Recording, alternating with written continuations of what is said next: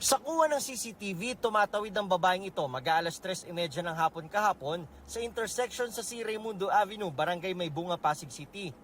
Nang biglang umusad ang mga sasakyan. Pagtapat sa isang truck, nagulungan siya at napailalim. Huminto ang truck na maramdamang may pumailalim dito. Dead on the spot ang 62 taong gulang na biktima na isang teacher. Multiple physical injuries, sa head injury, at saka, pero ang pinaka serious sa kanya is yung kanyang sa dibdib dahil doon siya naipit. Naipit po siya doon sa bandang beam portion ng sasakyan. Kwento ng driver ng truck na hawak ngayon ng Pasig Police, hindi niya nakitang tumatawid ang biktima. Nung paggunito, hindi ko po napansin na may tao dito sa nagsigawan na lang po na, may tao, ganito po. Then kapag full stop po ako, yung pagbaba ko po na may tao pala talaga sa ilalim. Ayon sa Pasig Police, naabutan ng pag-go ng traffic light ang biktima na nooy papunta sa katapat na ospital para magpa-check up.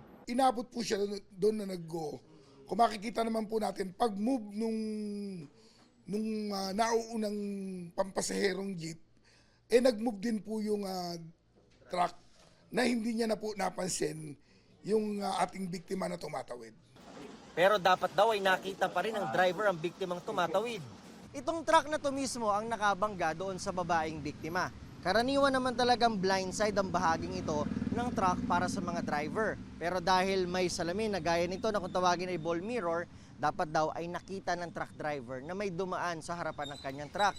At ayon sa pulisya, posibleng hindi nakatingin sa ball mirror ang driver ng truck at mas nakafocus sa traffic light na noon ay naka-green light na.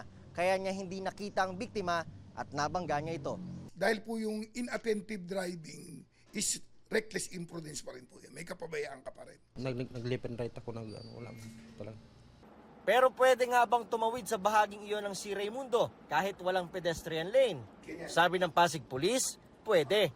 Meron po doong traffic lights na pagka po ang signal po doon is red or stop, pinapayagan po ang mga pedestrian na tumawid po doon. Sinubukan daw makipag-areglo ng driver ng truck sa pamilya ng biktima, pero hindi raw ito pumayag at desididong sampahan siya ng reklamo. Tumanggi rin muna magbigay ng pahayag ang pamilya ng biktima. Ang driver, labis-labis ang paghingi ng tawad sa nangyari. Sorry po, patawad po kasi hindi ko po talaga sinasadya. Ganon. Aksidente. Mahirap rin na ganon. Yes sir, basta sorry po sa pamilya sa... Para sa GMA Integrated News, ako si Nico Wahe, ang inyong saksi. Tsaka sir, hindi naman po kasi yung...